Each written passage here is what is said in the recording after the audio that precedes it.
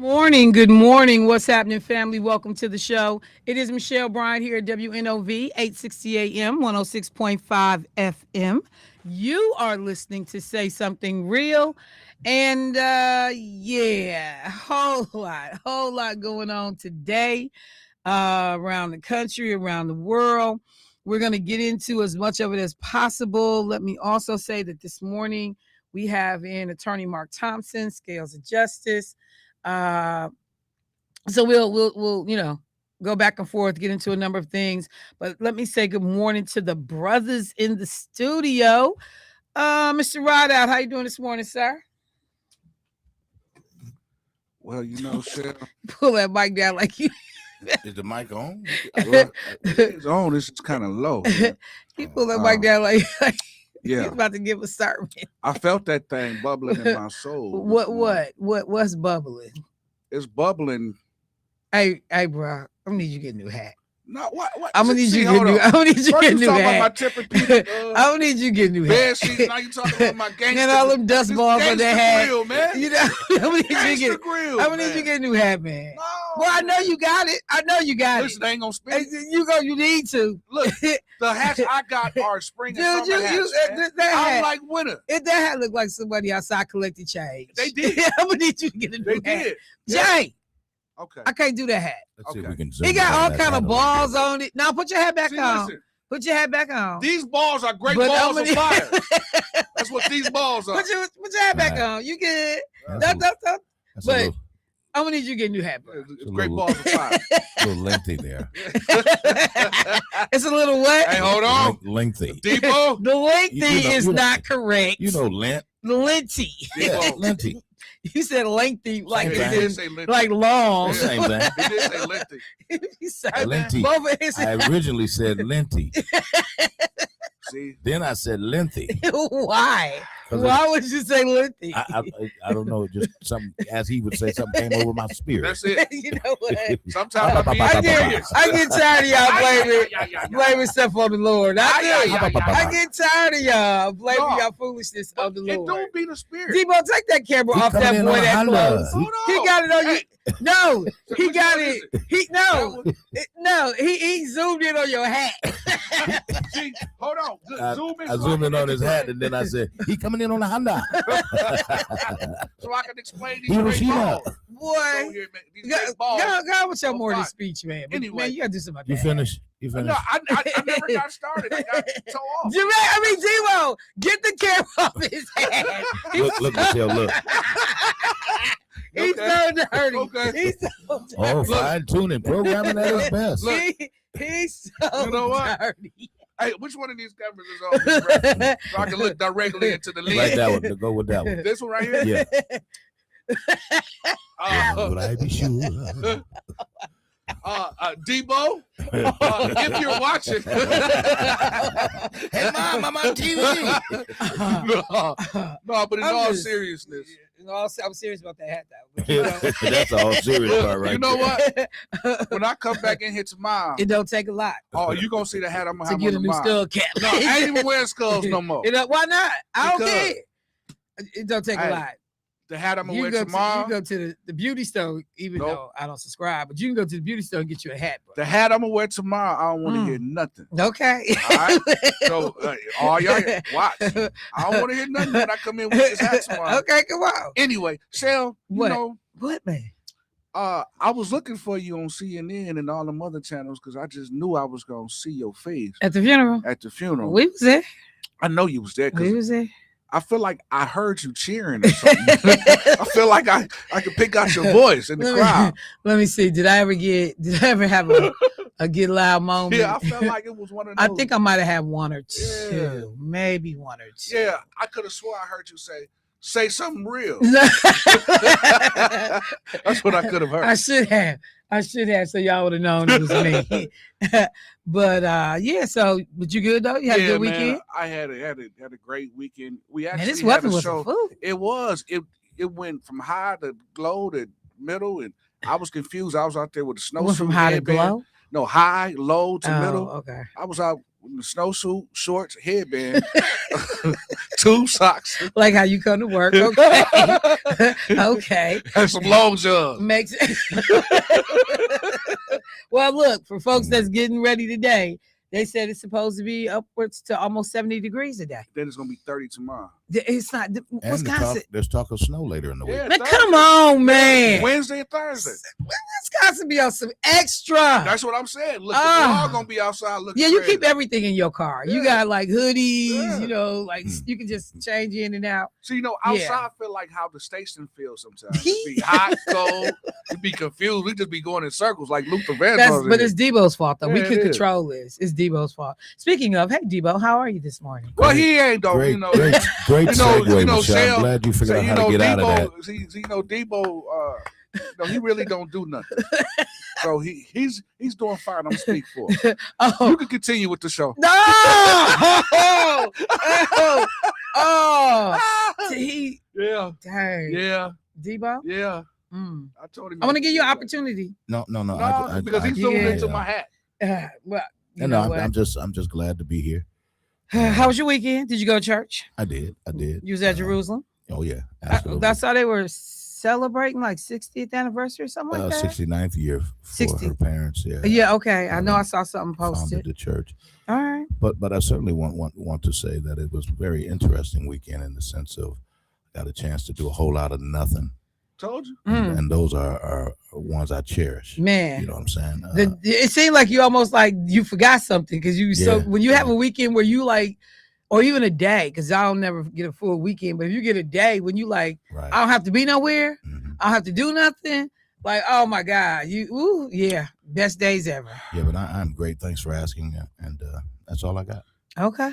Can we get I that will say hour this back? quickly though.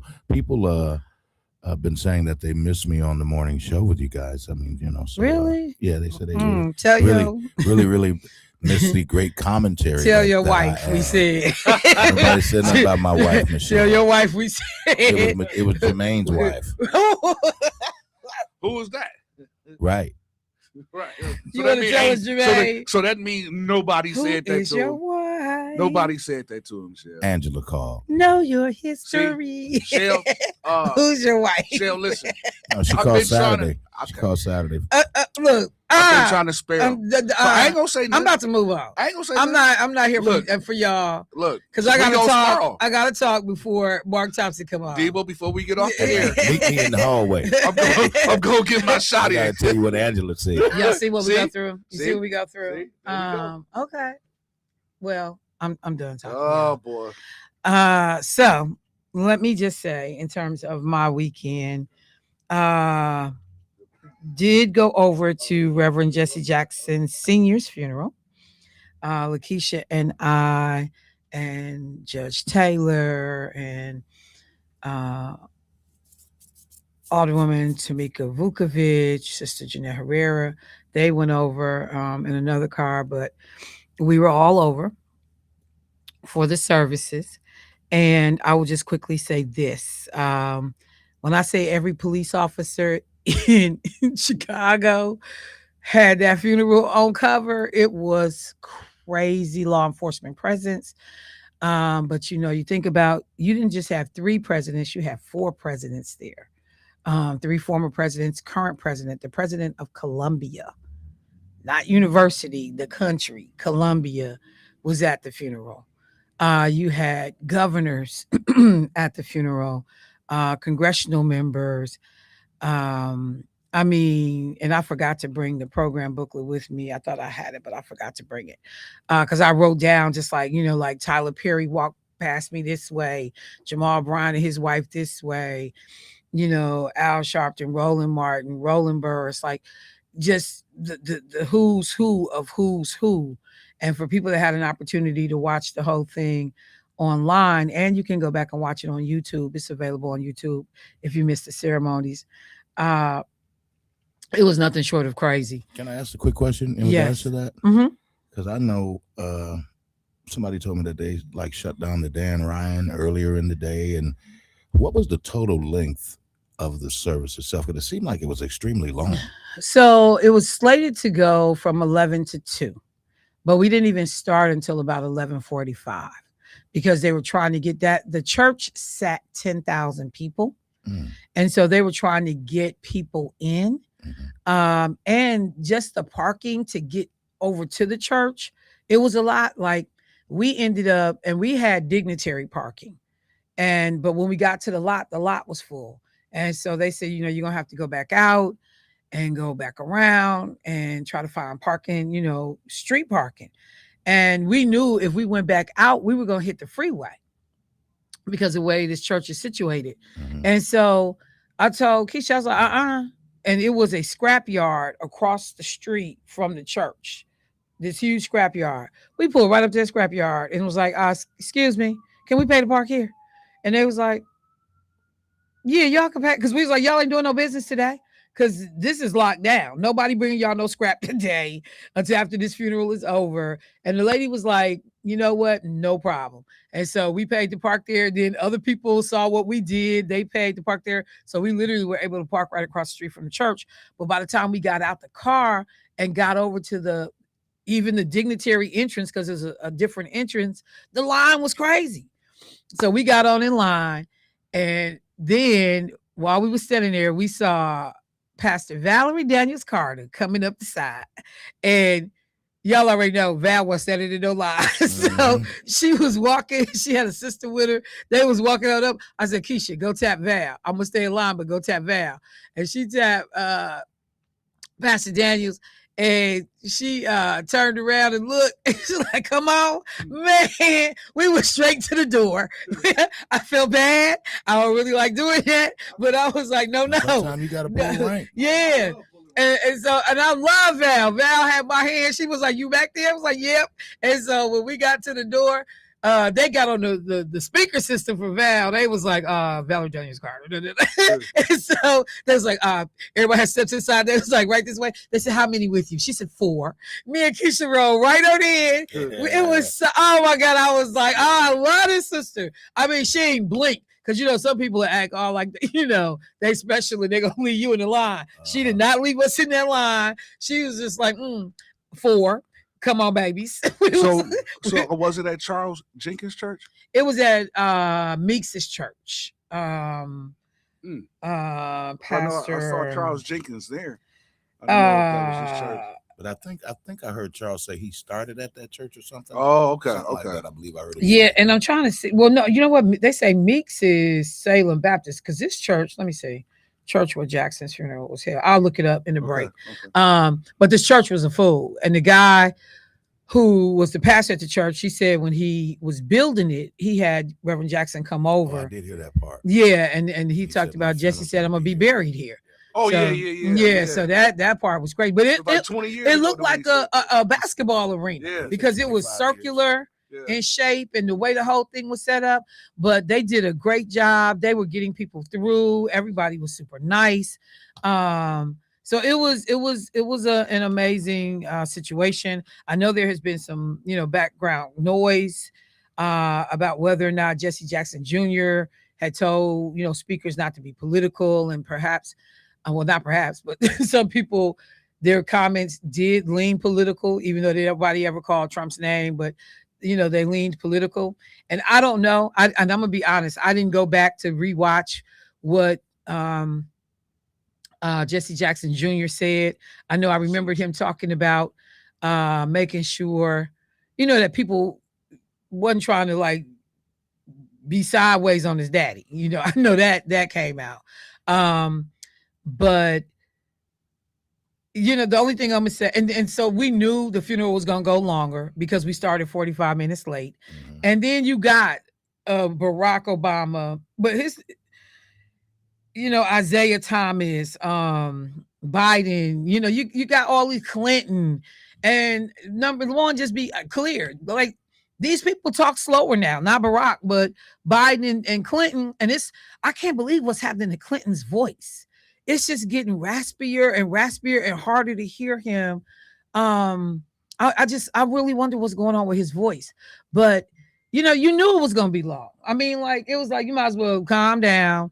I think because Lena, we had to leave because we had events. I had to come back because Delta Sigma Theta's Founders Day weekend was happening this weekend, so I had to come back for that on Friday night. and Lakeisha had a presentation she had to do, so she had to come back. So we left the funeral like 2:30, quarter to 3. And Lena and them didn't get home till like 7:30, 8 o'clock at night almost, because they stayed for the whole thing.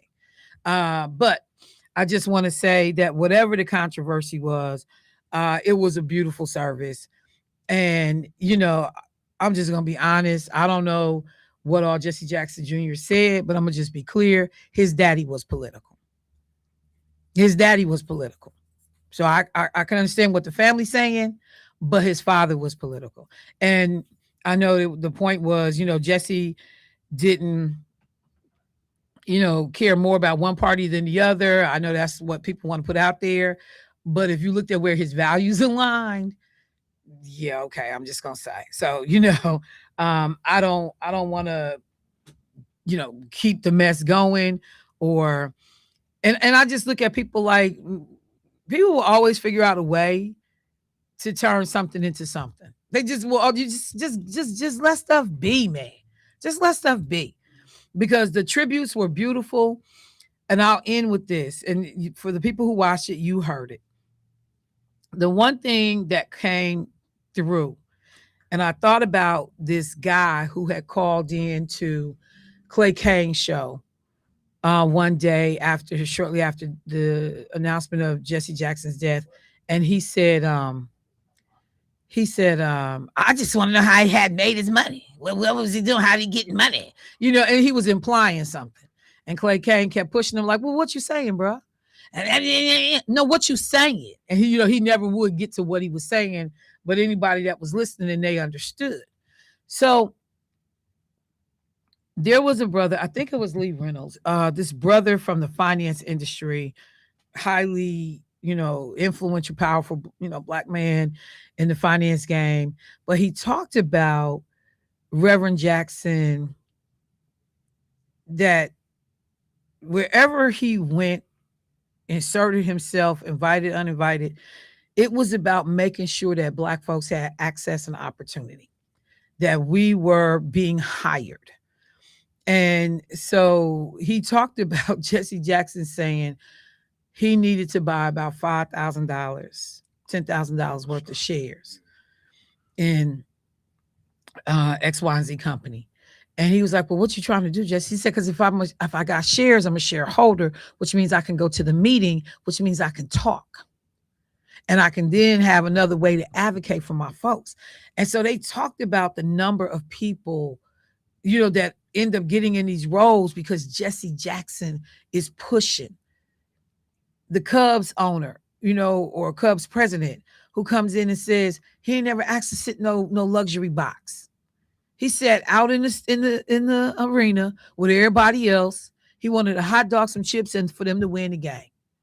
Extent of the ask. There was nothing, and because Jesse Jackson understood, which is one thing, and the way that I live my life, in terms of working in political arenas, the minute you start doing too much with money, people start trying to figure out if you're doing anything crazy, untoward, you there to serve yourself, and then your credibility gets lost.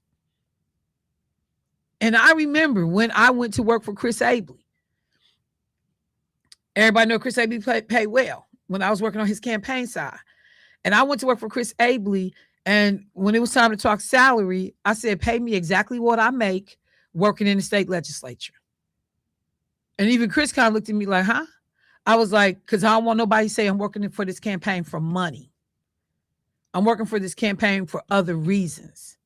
So when I'm out, and just like clockwork, I knew it was going to come up. Somebody said, oh, you just trying to get paid. I said, I make exactly what I make in the state Senate. Now what? And Jesse Jackson, he moved like that. So he made his money fair and square. But I appreciated that was one of the things that so many people interjected, and and that their family actually had some lean days, because you out here doing this work. It wasn't a lot of money always. So, you walked out of there knowing that you really didn't fully know this man. You really didn't understand everything that he had done. You didn't really appreciate everybody he had touched, When Isaiah Thomas tells his story, you sitting there like, what? And the thing about Jesse that I was also thinking when they was talking about him, we don't have a ton of leaders like this anymore. Because there's too many young people or, folks coming into politics now, they here for their damn self. They doing a little bit here and there for the community, but that self-sacrifice, that when they get in the room, they making sure other folks come in the room. These Negroes don't even hire other Black people. They don't even hire them. It's not a priority. When he said, he wasn't going to come in no room and look at Tony Evers have 25 white staff and nobody Black working there, understanding what the Black community had done to help get Tony Evers elected and not say where the hell are Black people at. But our Black legislators outside of Lena, wasn't nobody raising no hell about that. It was a different kind of leadership. I'm in the room, but I'm making sure I'm bringing other people in the room. I'm creating Black chiefs of staff. I'm creating Black policy directors. I'm creating Black, young sister, and then I'm gonna go to commercial break. When Lakeisha got when Lakeisha got elected to be the state representative, the first thing she did was reach back into her alumni. She went to Alcorn State University. She went back through her alumni and found her chief of staff, who was not a chief of staff. This young sister had not, she had her master's degree, but she had not worked politically in this way. Keisha was like, we'll get you trained. So we hired Keisha's chief of staff in our office to work with us before Keisha even got in. We hire her. Her name is Kenya Parker. Kenya worked in our office, learned a lot of the basics. Then Lakeisha's installed. Keisha moves from, I forgot where Keisha was. This girl was living at the time. Moves to Wisconsin, moves to Madison, and becomes Keisha's chief of staff. Then we had to argue for them to pay her fairly because of her education. This girl just posted on Facebook because she, left. She went to law school. She is now the finance manager for the state of Georgia, for their assembly. You don't see Black people in them jobs. She is the finance manager for the whole Georgia assembly. But that's because Lakeisha goes intentionally back to her alumni pool and pull that girl and get her to come up here to Wisconsin, creating a lane and an avenue for Black people that was not there. The number of Black folks that went to law school because of Lena, that came out of our office, or that got opportunities, it's madness. And that's what I was thinking about when they was talking about Jesse Jackson. Too many of our Black elected officials, they happy to take all of the staff that's given to them by white folks. They don't go look for their own. They don't cultivate them. They don't grow them. They don't give them a whole bunch of responsibility. It's just frustrating. Too many people in corporate America, half of the folks, I go to some events and I see people and I'm like, who the hell are these people? It's a whole little network of wealthy little doing well Black people in corporate America, and they hide. They stay in their clique. They don't come in the community. They hide because they scared somebody going to ask them for help or going to want something, or they better than everybody else. We ain't going to see no more of these. We ain't going to see no more of these people for a long time. That's what I was thinking about at that funeral when these people was talking. And I'm trying to name in my head who does that in Milwaukee. A connector like a Martha Love who made sure that I got introduced in all the right circles. That I knew who this was. I got brought into this room. I was given access to this. You ain't gonna see these people.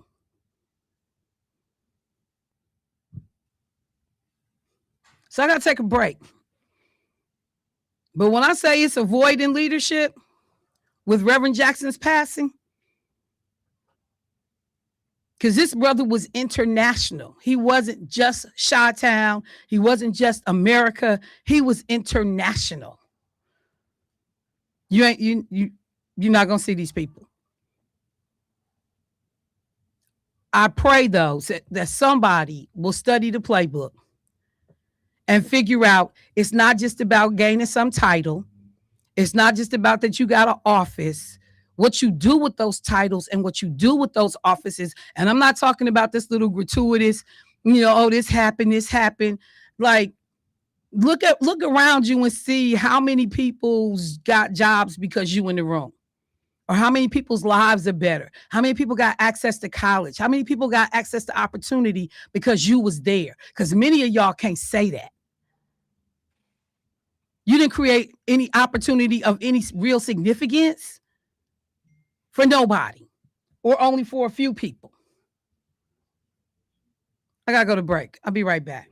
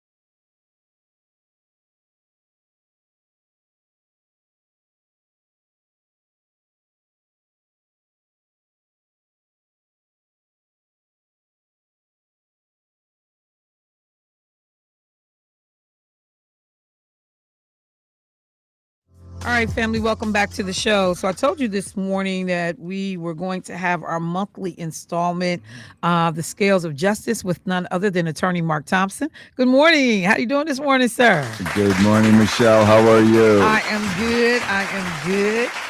It looks like you came bearing gifts, but maybe you just using props to have your conversation. This is props. This is props. Oh, okay. I guess I'm slipping here. No gifts today. Well, it is a pleasure to have you in. I was asking the guys, how was their weekend? How was yours? Well, it was very, very special. Yesterday afternoon, my wife and I and a couple of friends had the opportunity to go see the piano lesson shown at the Rep. And that's why I brought my props. I thought you was gonna say because gifts. But okay, go ahead. Because I thought August Wilson's story about the persistence of the African American community to come out of slavery without giving up hope was such a important story, especially right now in America when we're dominated by Trump and MAGA's white power. I mean, it is just that dichotomy that is America, and this fight that we're been fighting for. Well, it's going to be our 250th birthday, right? So yes. Every day for 250 years, we're trying to get there. But this production of this wonderful story that runs through March 22nd, I thought I had to. Oh, we're at the Rep, yeah. At the Rep, yeah. To shout it out and encourage folks that haven't seen this play live, go see it, because it's a story of renewal and, as I said, persistence. And without persistence, every day fighting this thing, there is no justice. And so for folks that, a lot of people that are listeners will be familiar with August Wilson's work, but August Wilson, 10 plays that he is widely known for, but Fences, which Denzel Washington and Viola Davis played in, probably one of the more notable ones. The piano lesson is also actually appearing on Netflix right now, but I would encourage you, to the point that you're making, that you've got to see the play in person. Oh, and the themes that run through it, whether we're talking about racism, that whole struggle about generational wealth, I was just talking about this last week when we were talking about that a number of Black families didn't rebound after the housing burst, or the housing crisis. And most people in America, their generational wealth is tied up into property, into the houses that they own. And so in this case, we're talking about a piano.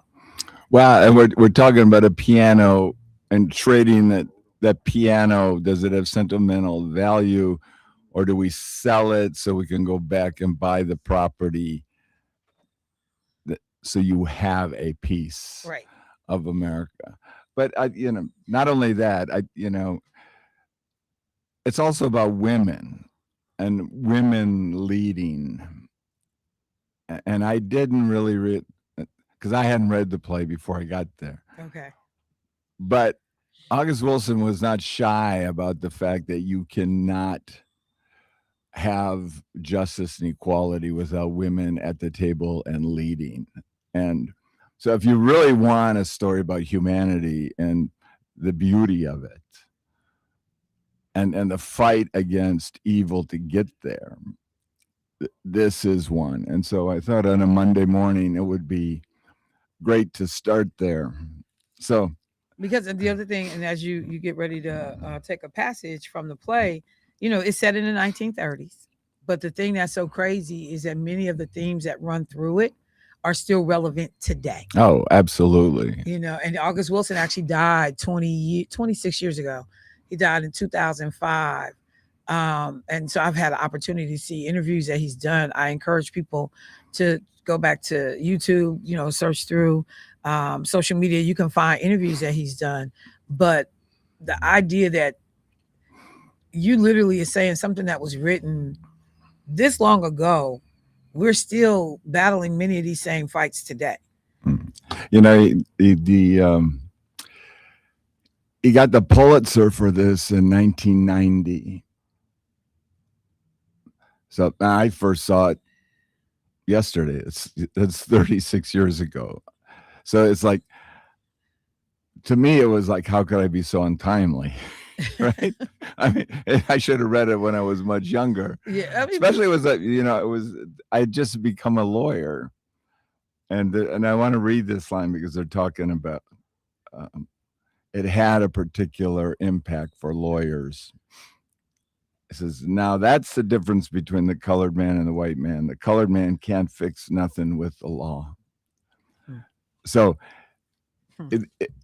what did Trump do? The first thing he did, he wiped out equal protection and government contracts that had been there since Johnson. Right.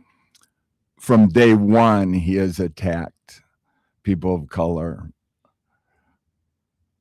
And now, on the 28th of February, he invades Iran and he goes out and he kills the supreme leader. And I'm telling you, this is a divide and conquer, and I have to shout it out. We brag about our missiles and how deadly they are and how accurate we are and how we use them to kill the supreme leader.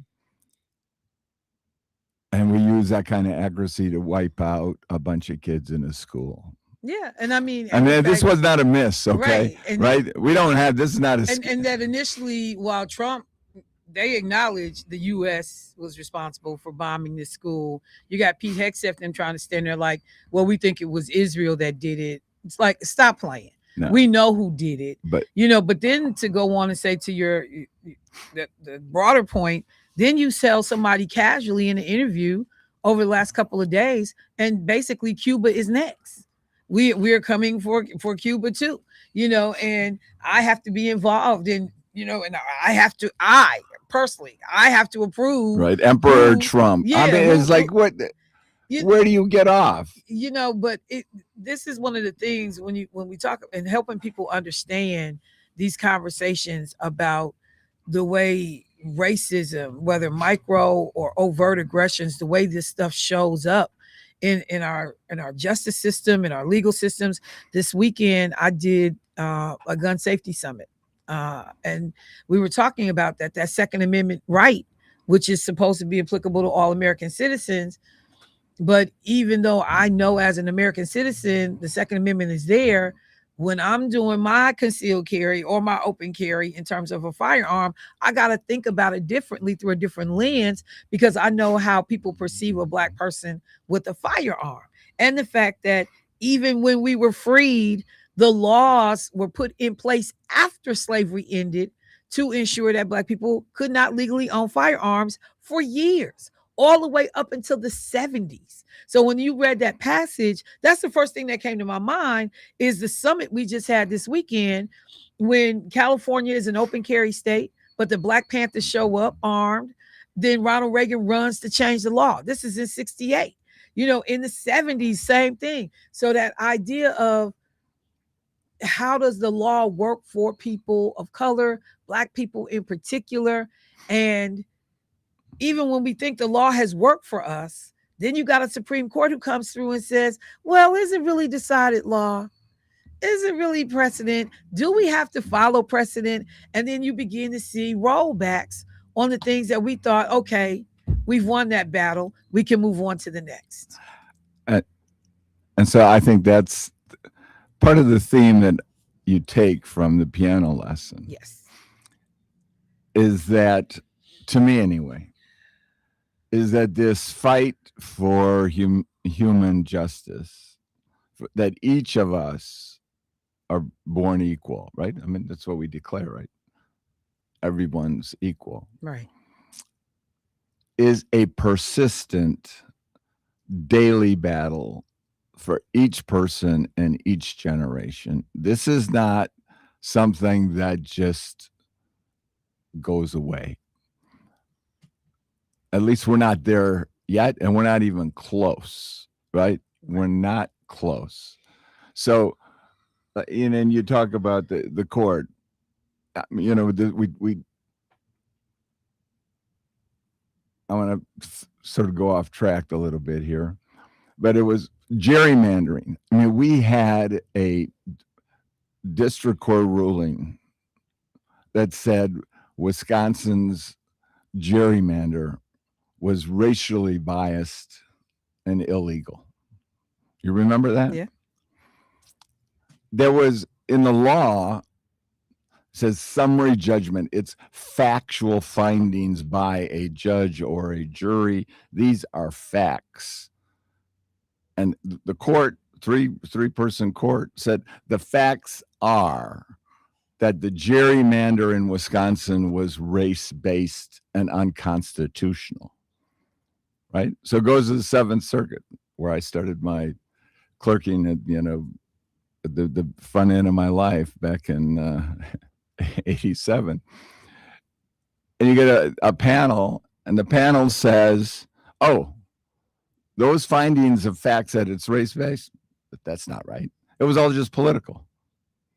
It was just Democrats versus Republicans, and that's not an unconstitutional issue because the Supreme Court said political gerrymandering, partisan gerrymandering is not a constitutional question.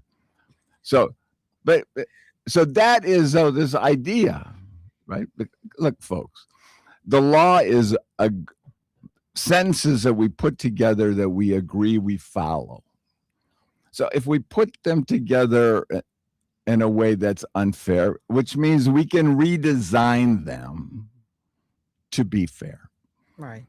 But it is a fight of massive proportions. And it's never been clearer in my lifetime than now. Because I grew up, my mother-in-law voted for Jesse Jackson, right? It was a big deal. And, we come out of the, I'm in high school when the marches are going on in 66 and 67 and 68, right? So my whole early youth and then coming out is like, okay, we are making progress, right? We had the Civil Rights Act and the Voting Rights Act. And now, at the end of my lifetime, all that is being undone by the same people that you had to fight up front. Right. And there's never been a clearer example of a barbarian than Trump. Right? I mean, Trump is just pure power and pure money, and he will do everything to divide men and women, every group of color, like he attacks Venezuela, he calls immigrants the others. This is the master of hate and division. And so for people that, at some point could be listening and feel hopeless about the whole thing, one of the things I still believe, and I've said this on this show, I've said this in a bunch of different arenas I've been in, we've had to use the law to make those gains. Well, you have to. We never were able to legislate somebody's heart. I can't necessarily change your heart, but I can change how you behave by using the law. And so while we see these fissures in which, some of the courts are becoming much more partisan.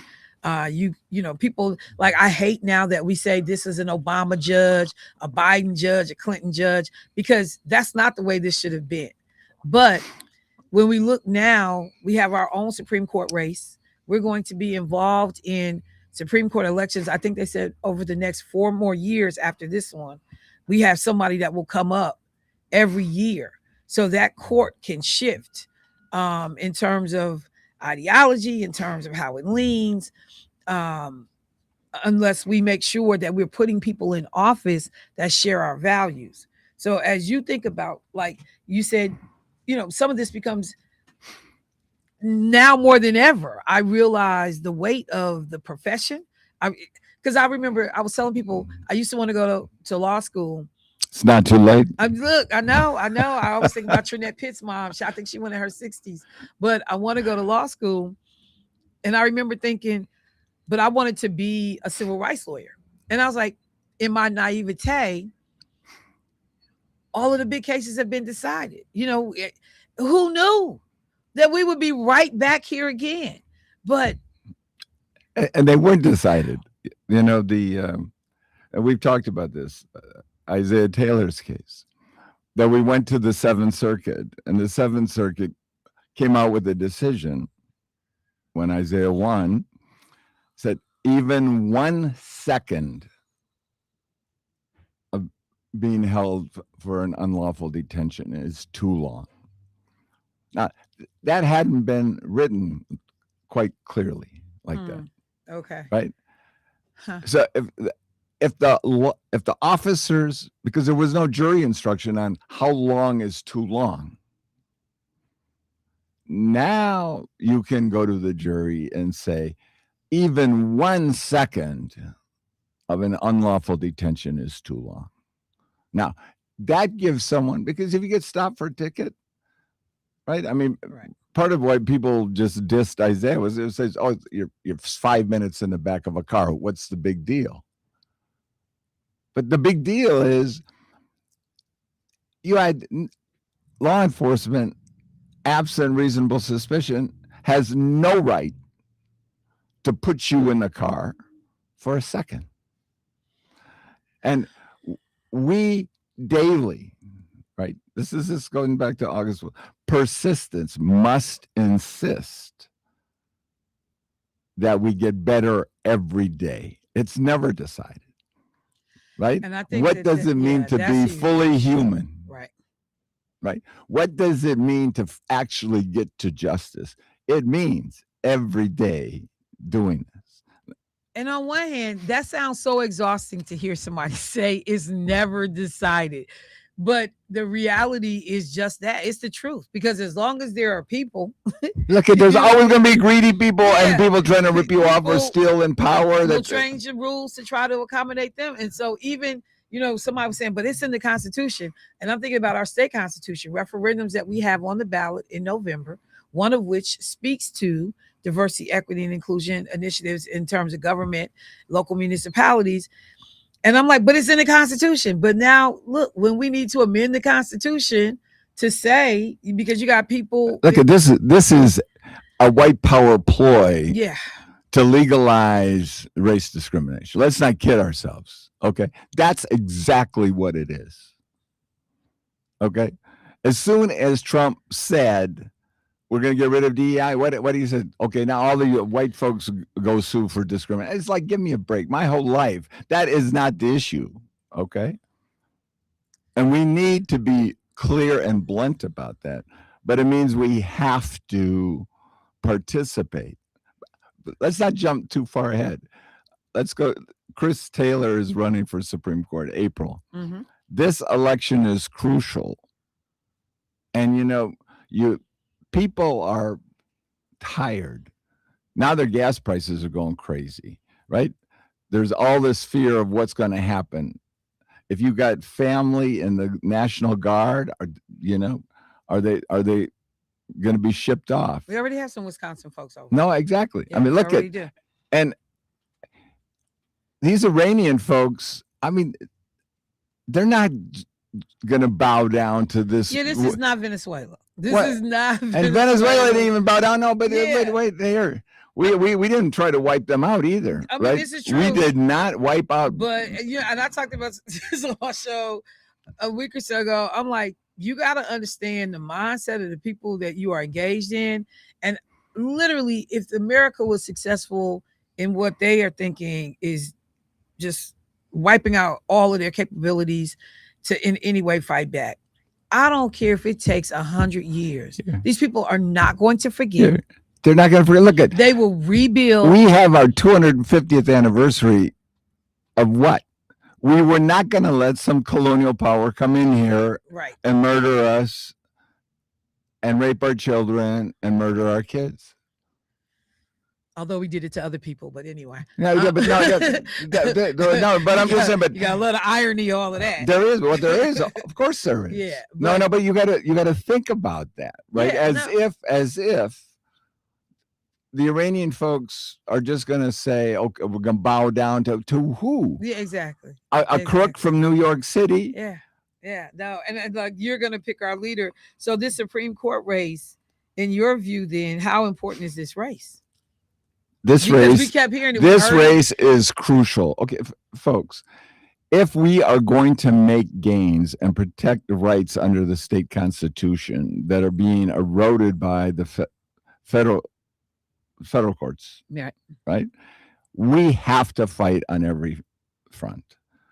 So if you believe in a chance, then you have to get out and go work for Chris Taylor. I mean, Chris Taylor has said she believes not, but we should also hold the court to this, right? We say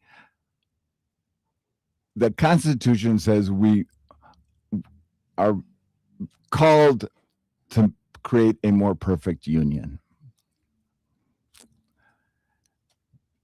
People say, oh, that's like a goal. No, the Constitution says create a more perfect union.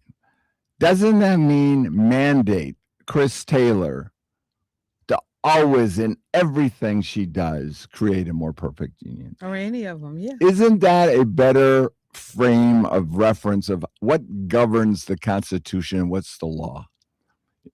And I throw it out there because, you know, there's people like to talk about originalism, and it's like, Right. well, what does that mean? Right? I mean, 250 years ago, only certain white men that had property could vote. That really wasn't democracy, right? Right. Let's get over that notion. I certainly don't want to go back 250 years. And some people want to take us there, but we should demand of Chris Taylor and every justice and every judge, you must decide these issues to create a more perfect union. If you don't, then there's something wrong with that law. I think where we get into trouble, though, is people haven't figured out what a perfect union looks like.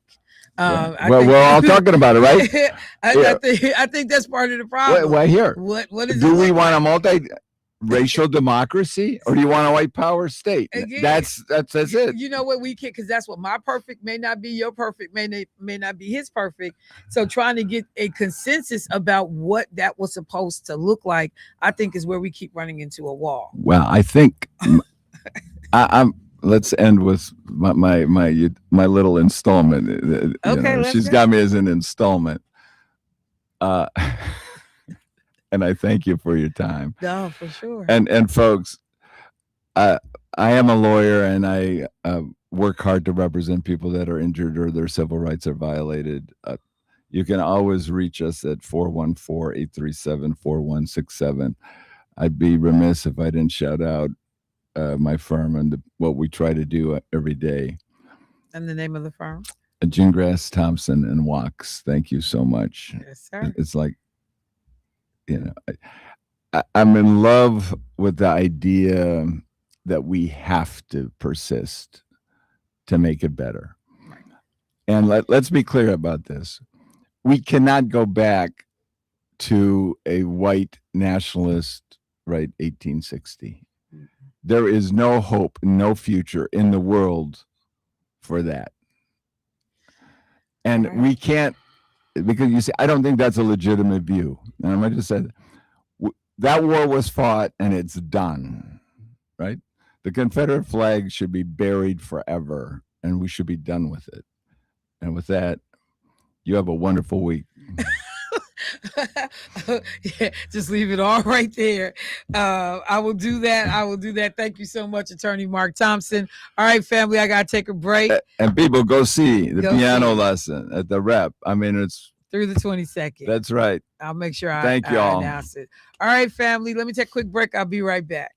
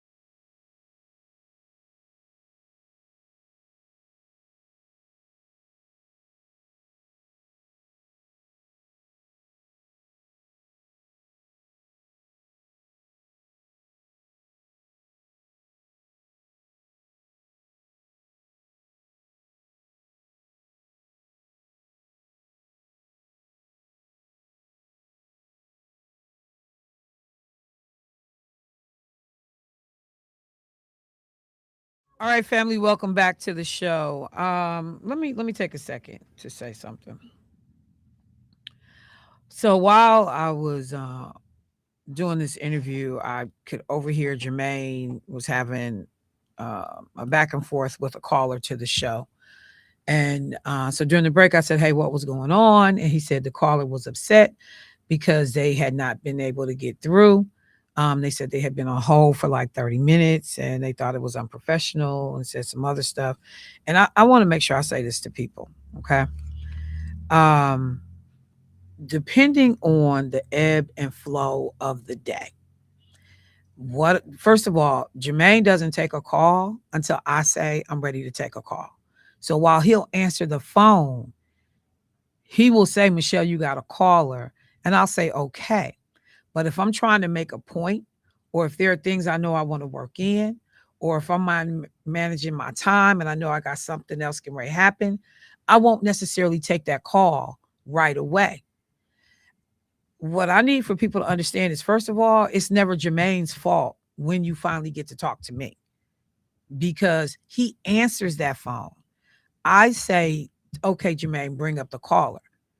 And just because you call does not mean that I'm going to take that call immediately again, because I may be trying to make a point about something and I don't want to break my train of thought. And even if people say, "But what I'm saying is relevant to your conversation," I appreciate that. I don't know that when the call comes. And so please don't beat up on Jermaine because you don't get through. And the conversations go, "Well, other people get through all the time." It just depends on what I'm doing that day. What kind of schedule I'm on. If it's a loose show, if I got time for it. But there are some days, like one of the things I try to tell people, as soon as I sit down, the phones are already lit. And I've not gotten even a chance to say good morning yet. Y'all, I'm not trying to be disrespectful or hurt anybody's feelings, but you can't dictate the show like that. I got to be able to set up what I want to do. I got to be able to talk. I got to be able to open up the show. And there are people that think that just because I call, I'm supposed to get through. I'm in the same situation y'all are in. I call Clay Kane. I call Karen Hunter. I call Al Sharpton. Man, I can be on hold for an hour calling them shows. And I can hear somebody say, "Well, you ain't Al Sharpton." I'm damn near close because of the amount of lines that we have that's open and available for people to get through and the amount of time that I have. So I'm in the same situation when I call into a talk show. But we don't screen people's calls. We don't ask people what you want to talk about. When you say hello, you are free to have your conversations. So, but it's a balance, y'all. But please don't beat up on Jermaine. Please don't blast him, because the person making the decision about when I take a call is me. Let me go to the phone line. Hey, caller. Yeah, go ahead, D. But hang on one second, Hang on one Angela. second. I Give me just one want to second, add Angela. this, and I want to say it as tactful as possible. We're not obligated, if you will, to even take calls. We do it because we want to hear the feedback. We want that dialogue, but never call and insult us in a way to where we have to, because we don't. Let me go to thanks, Debo. Let me go to the caller. Hey, Angela, how you doing this morning, sis? Hey, good morning, Michelle. Good morning. Listen, it wasn't me, and whoever talking about my friend, y'all better slow up. Don't get up to me now. Don't do him, because I got something to say about that. Leave him alone. He doing his job. I got your back, man. Y'all better get up off him. Cause you come see me then. Angela, calm down. What you calling about, man? Debo, I heard him say my name. What you talking about me for? Is this from 7:00? Yes, ma'am. I've been holding on that. You held on since 7:00? Yes, ma'am. So did. And ain't complaining damn time. I'm gonna hold on. I'm gonna talk about Debo. Debo, what is it? What's wrong, man? What happened? Oh my God. It's something wrong with you, Angela. It is something wrong with you. This girl did not hold on since 7 o'clock. But that is still that's a Say, good example, though. Did you say my name? Yes, I heard my name. Jermaine laughed when I called in. He said, "Hold on." So I've been holding on. Because he ever messy. since. Because he messy. That's all right. Yeah. That's all right. Keep on being messy, Jermaine. You got my back like I got yours. Angela, you did not hold on since 7 o'clock. Yes, ma'am. Yes, I have been. Yes, I've been holding on since you talked to that lawyer and everything. I ain't complaining not one time. I've been holding on. I've been holding on. And whoever calls and talking crazy to Jermaine, y'all better slow up because you won't get through. I tell them not to call and let you in.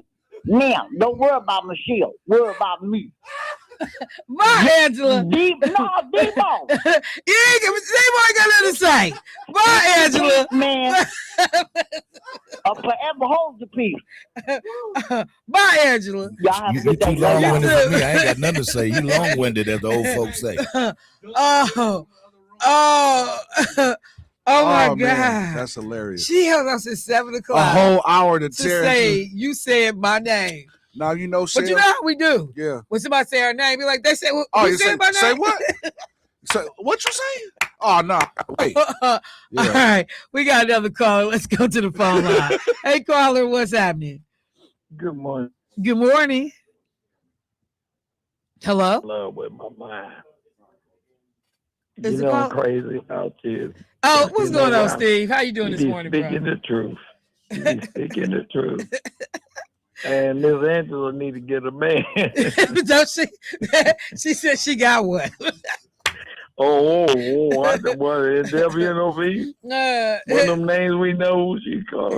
You know who name she called. She'll Hey, call man. but one day. Shut my She mouth. said, don't say nothing to him. She won't worry about me Hey, and Debo. all I do is instigate. Look, she said, don't worry about him. I'm like, oh, it sounds a little rough up in here. Thank you, Steve. Hey, my name Wes. I'm getting out of y'all, man. You know what? As you That's call the a stir the WNOV pot, then you want to thing. run. Right. Bye, But it's boy. number black love. Bye. Look, I messy callers. Oh, man. Messy. Let me go to the phone line. Hey, caller, what's happening? No, I just called to say good morning. And what's up, Solis? How you doing this morning? No, just sitting here listening to you, waiting for the group. Good. You all right? Everything going okay? Yeah, I've been a little sick, but cold. I've been taking my medicine. All right. So I'm just waiting on my veil to pick me up. All right. Well, you stay on All top right. of that, okay? Okay. All right, All man. right. Thank you. All right, y'all. Let me get to some of these other topics. A couple of things. Woo, Lord.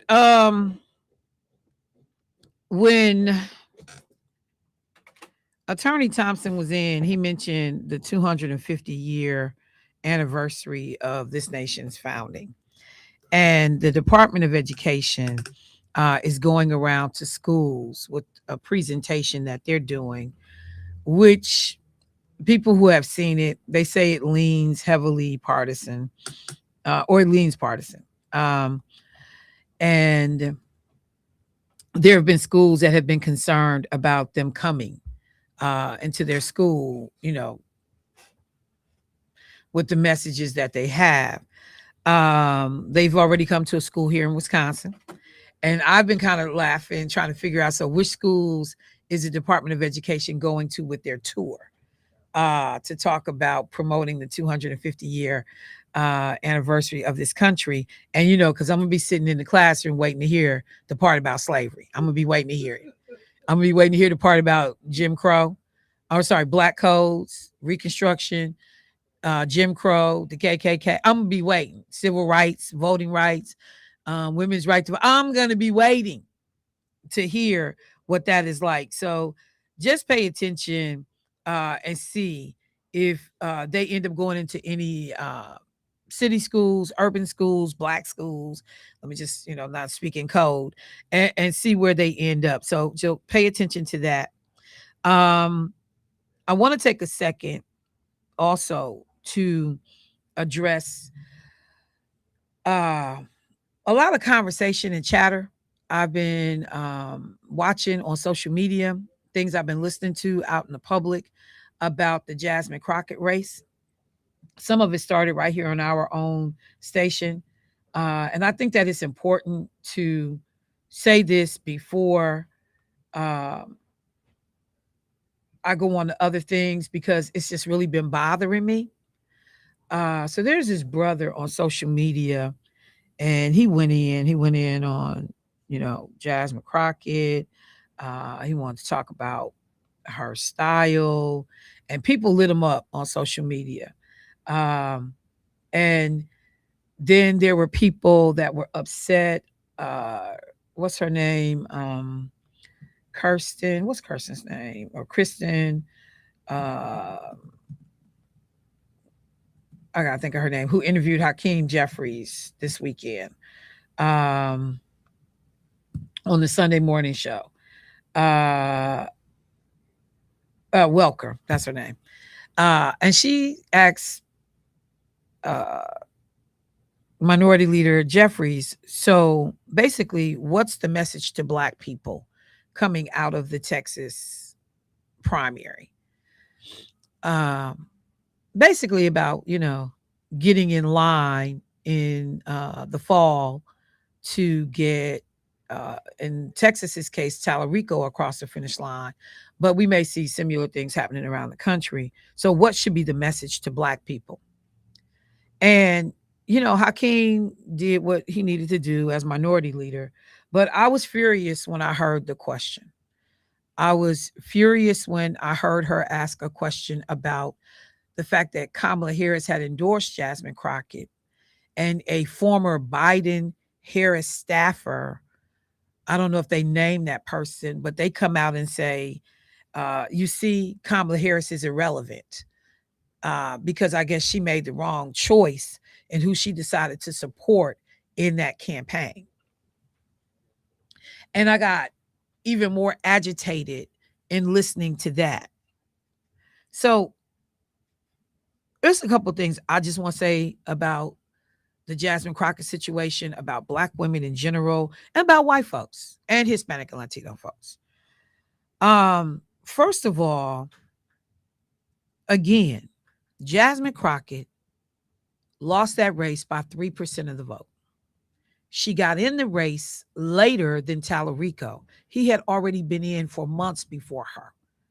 She didn't have nearly as much money as Tallarico.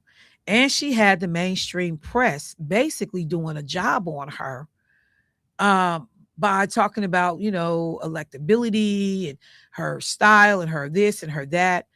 So you getting all this free media, kind of like the way Trump got a ton of free media when he ran the first time, and the media becomes complicit in moving a narrative.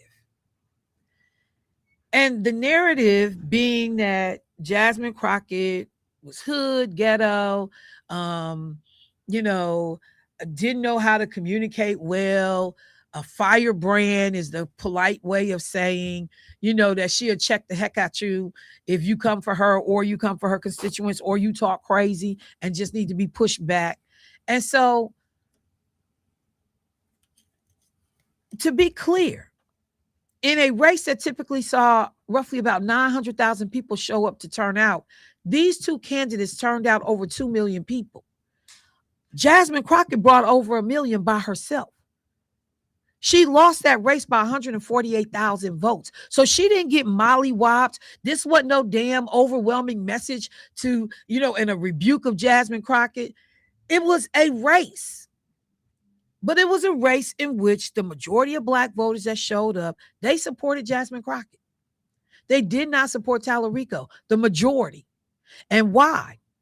On some level, Tallarico wasn't interested in the Black vote. He was not necessarily out there courting the Black vote. He courted white rural voters.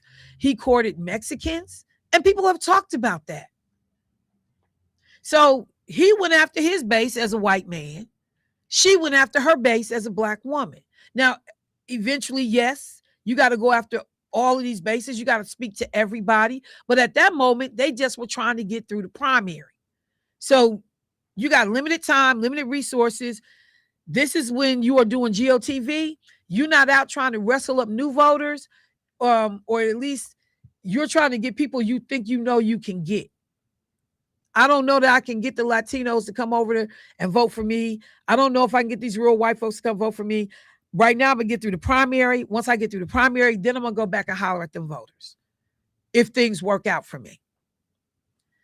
So this characterization, because then the other part is, so what you're saying about the voters, 1 million people of two point however many million people that voted liked her and supported her. And they didn't just support her because she was black. Some did, but not everybody. So what you're saying about them voters too, y'all? Because you insulting the voters when you say that she's too hood, she's too this. So when Kirsten, I always get her name wrong. Kristen Welker says to Hakeem Jeffries, what's the message to black people? It ain't no damn message to black people. What's the message to Tallarico? The same way you courted them white voters and the same way you courted Hispanic Latino voters, you need to get your behind over in the hood or in these neighborhoods, wherever these black folks live, and you need to court them.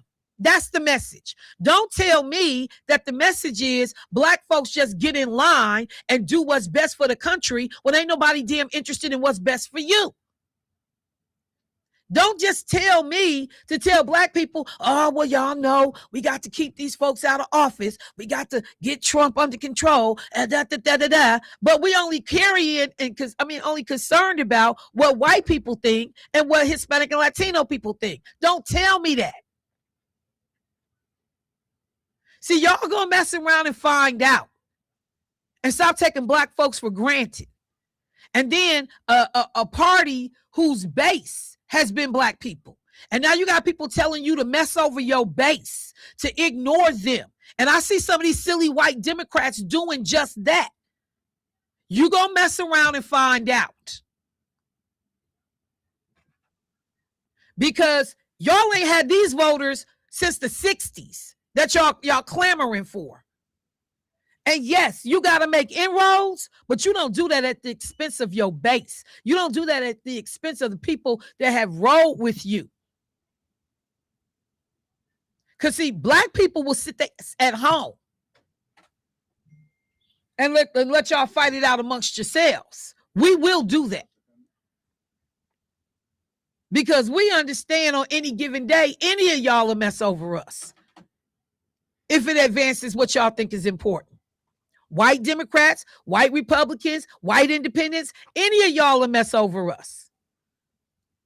If it fits a narrative and an agenda. And then be like, oh, my bad, I'm so sorry. One party will say, I'm sorry. The other party won't give no care. And the other one will act like they didn't know they harmed you.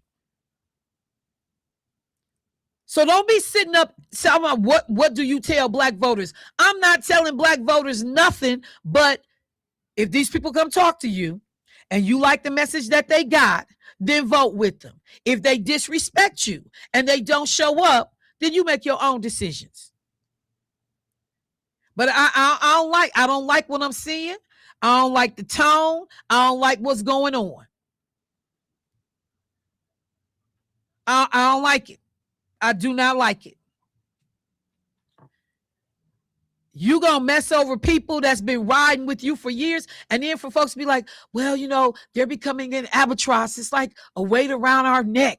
Black voters, because white people don't want to be in the same room with black voters. Hispanic and Latinos, way too many who try to be white adjacent, who's checking the Hispanic white box. Stop playing. You ain't white, but you keep checking that damn box. Like, we don't necessarily want to be connected to these people. And if the Democratic Party got these people in it, then we're not there. Well, you keep voting for people who do everything against your best interest and lie to you and make you believe that they somehow helping you. And the only help they giving you is the mental health or help of you better than black people. That's all they got for you. But in terms of your opportunities, your money, your jobs, your housing, your health care, you get messed over every day. But what they sell you, the same thing they sold them white folks back in the day. When we are coming out of slavery or people are trying to organize unions, the same thing they sold them. But you better than black people. You ain't got no damn teeth in your mouth. You ain't got no health care. You ain't got no decent place to stay. You can't afford food, but you better than black people. And that should be enough. And yet we raping your pockets and we keeping you locked out and you can't vote and you can't this, but you better than black people. At least you ain't black. And you got other people that come into this country that adopt that same mentality. So I said it don't never be me, Jesus. It just don't, I got to go to break, but it don't never be me. I wish the hell she would have asked me, so what's the message to black people? You asking the wrong question, young lady. What's the message to Tallarico and to his supporters? Go see these black folks. You got to earn a vote just like you earned everybody else's. You got to talk to their issues just like you talk to everybody else's. Y'all gonna F around and find out. That's what's gonna happen. I got to go to break. I'll be right back.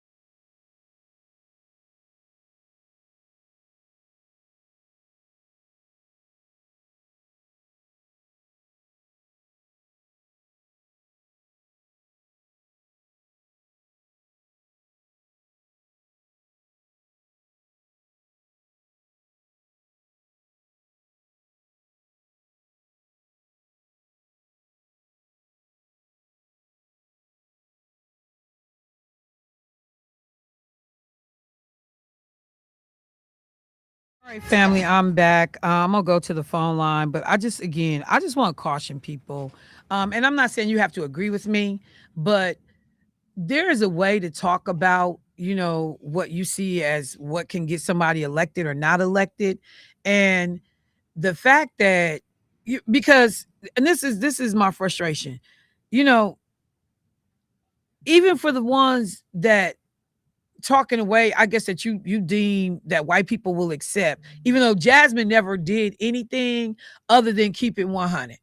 And there's a way, I believe that, and a time and a place for everything. I never saw her, just like when me tried to say, she was something and related this girl to like whore, like blah, blah, blah, because of some damn eyelashes and some hair, because you ain't never seen her inappropriately dressed ever, ever. um it just is frustrating. Like, no one is giving her credit for what she did, and it's so easy to dump on sisters. It's just easy to dump on black people in general, but then when you got your own people because it's like, okay, so Kamala Harris was the exact opposite. What was the results? Kamala wasn't black enough. Kamala wasn't this enough. Kamala, I mean, like, we damned if we do, we damned if we don't. But then you'll never turn your fire to none of these damn white candidates or these other people. Tallarico did not sweep her. He won, but he did not, what my old school word, he didn't mollywop her. And he did not court black voters. The same way Mondani was accused of not courting black voters in New York in that initial, race leading up to the general election. But the smoke that we give somebody who is, and the reason the girl is out here because she's fighting. I don't have to fight the way you fight. I don't have to talk the way you talk. John Fetterman bring his behind up in that building in sweatpants every day. White boy privilege. He walking around in sweatpants looking like he about to go, to the gym instead of go to the halls of Congress.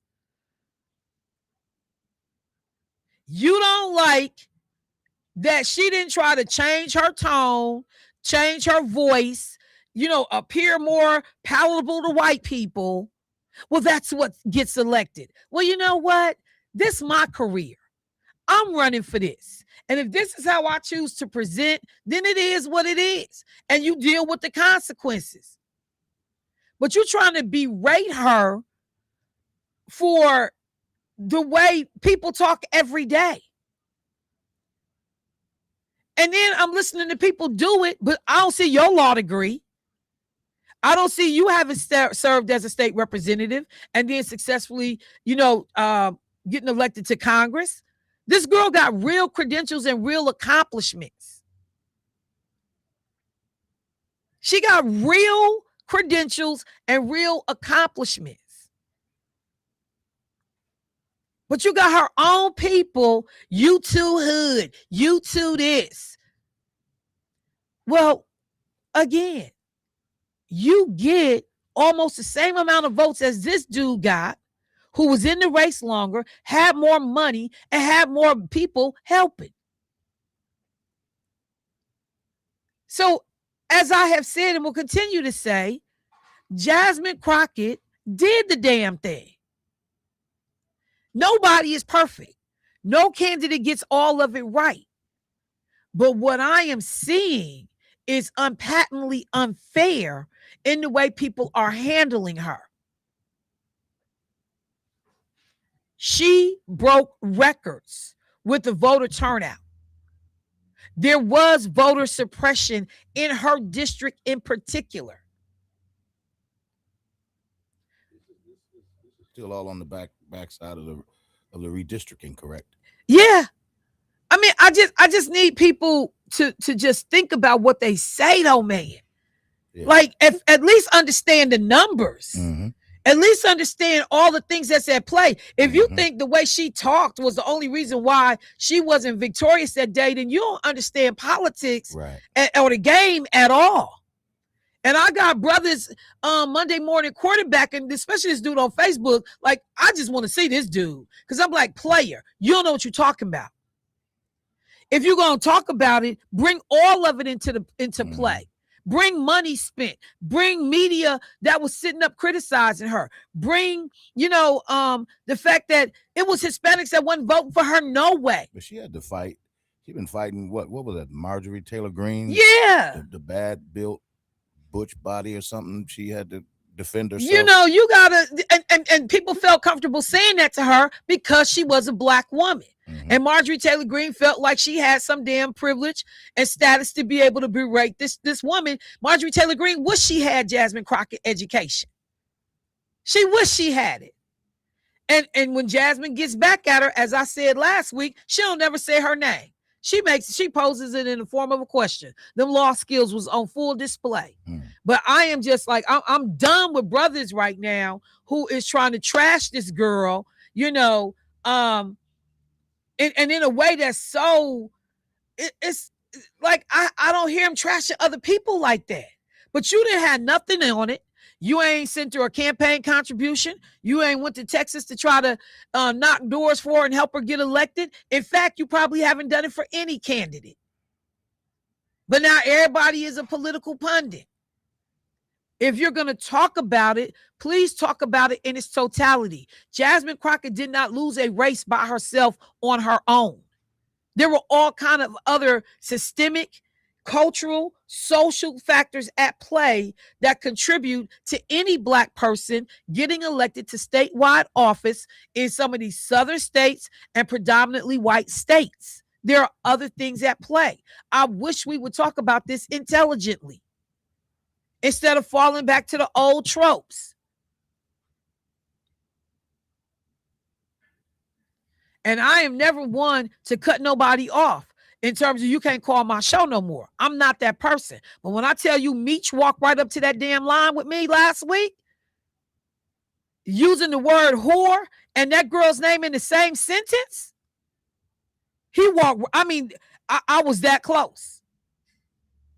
And then I continue to hear it from black men in particular.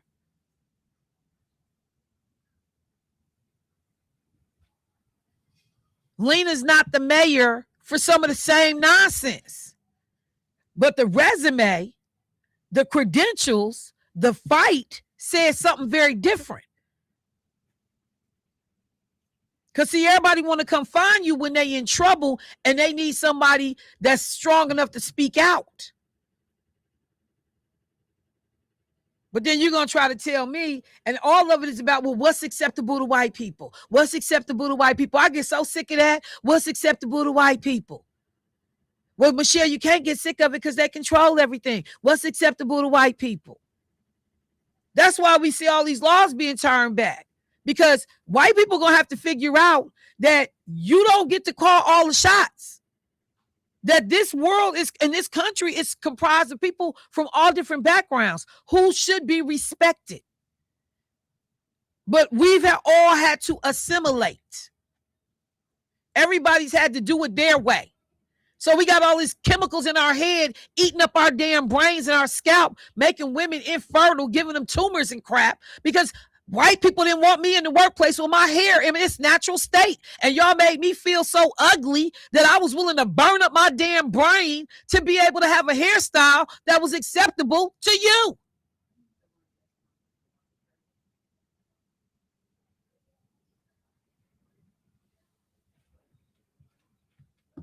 Go to the phone line. Hey, caller, what's happening?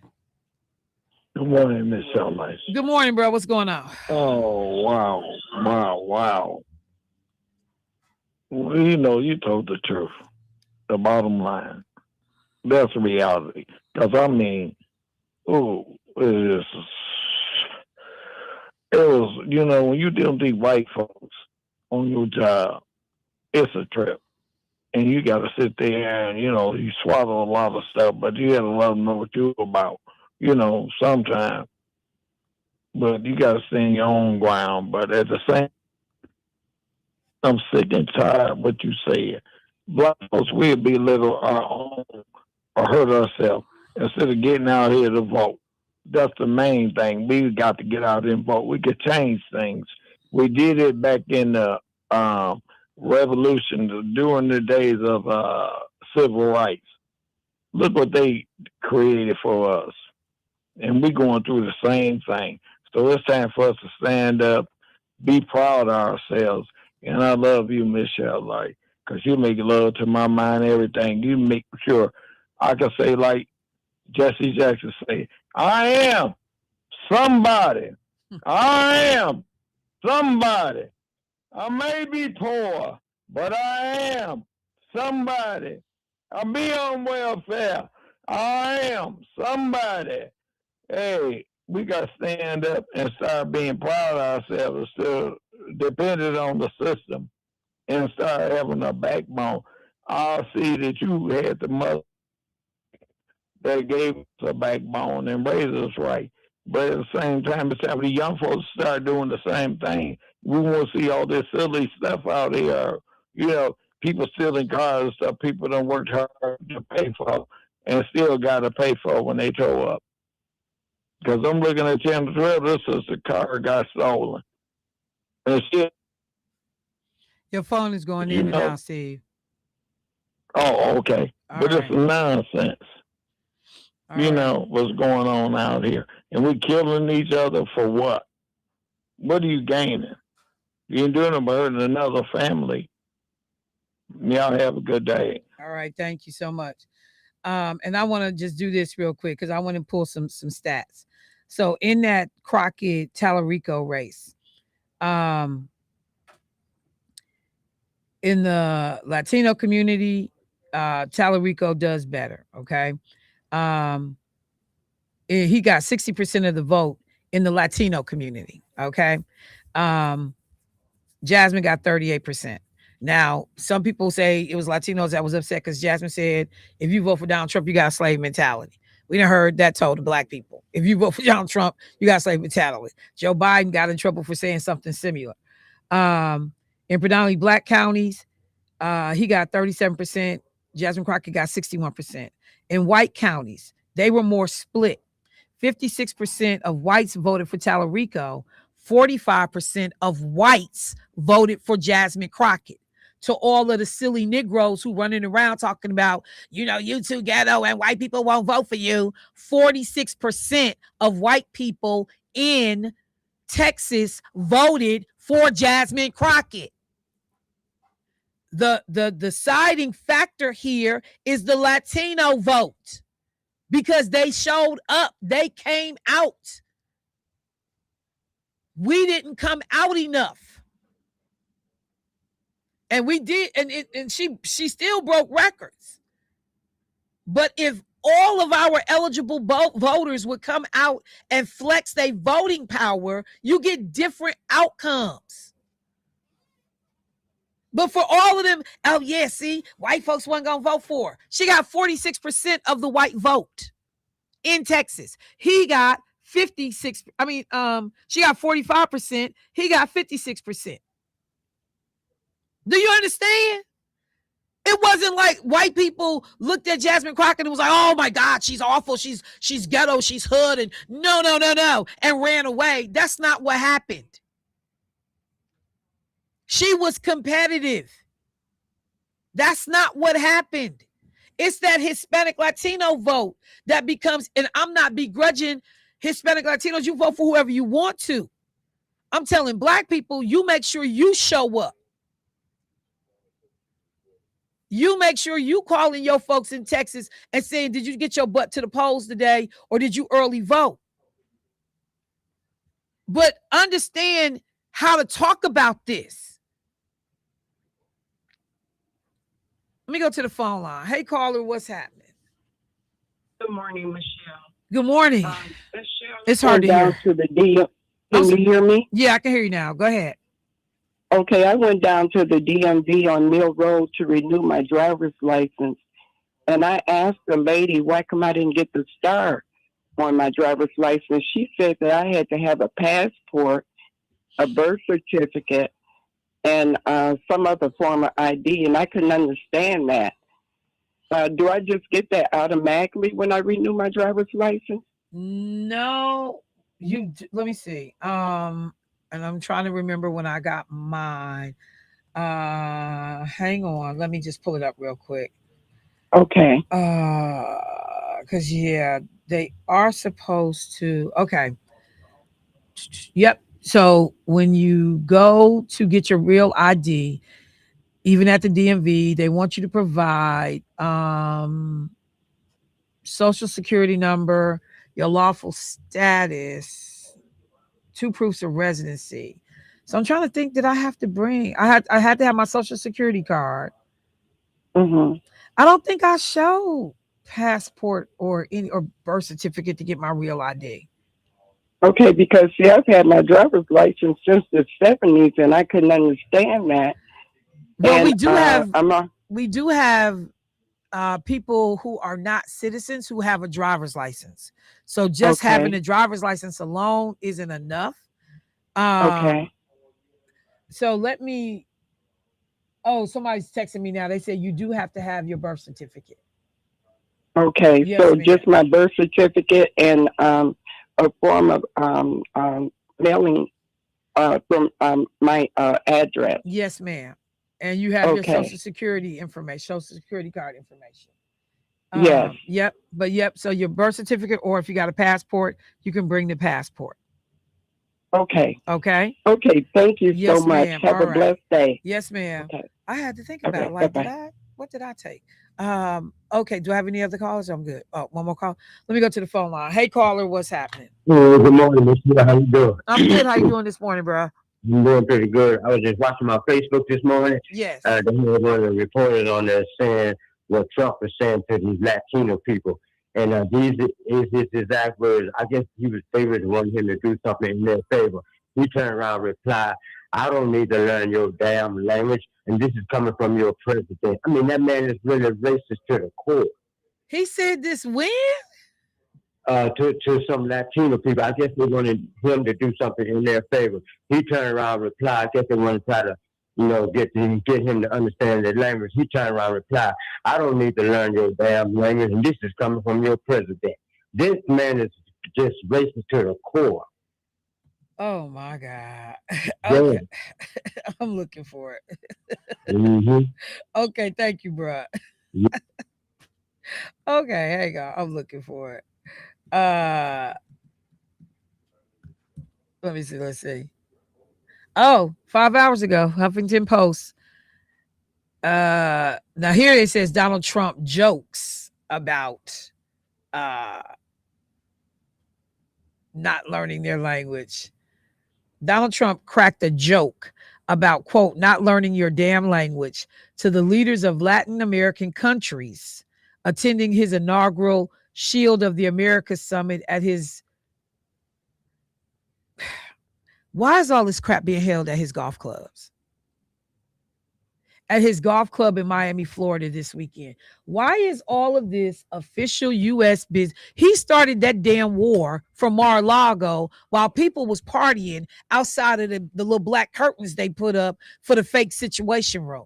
I just, and y'all know, every time one of those U.S. planes, that man goes to his property, American citizens pay for that. And he is directly getting money because we have to pay his properties for Secret Service to stay at his properties in terms of sleeping and food. When he goes to he knows what he is doing. He is financially making money every time he runs his behind to a property. And remember him talking about Barack Obama? And the number of times Barack Obama played golf, and what did he say? Oh, I'll be in the White House working. You start a whole behind war from Mar-a-Lago. But okay, I digress. The president had just said that Marco Rubio, quote, loves going to your countries, and that as a Spanish speaker, the Secretary of State has got a language advantage over me because I'm not learning your damn language. Yeah. Thank you, bro, for pointing that out. You literally tell people whose support you need. And I've watched Barack Obama go to the podium and say greetings in other languages. Just a greeting.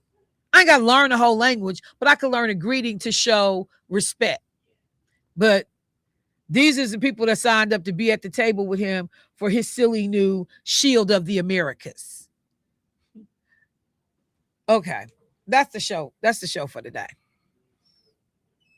I'm going to go get me an aspirin because I need one. Fellas, I do. I need one. I appreciate y'all. Indeed. I ain't talking about Chrissy Nome because I ain't want to talk about her. She's stupid and I ain't want to talk about her. I'll talk to y'all tomorrow. Peace.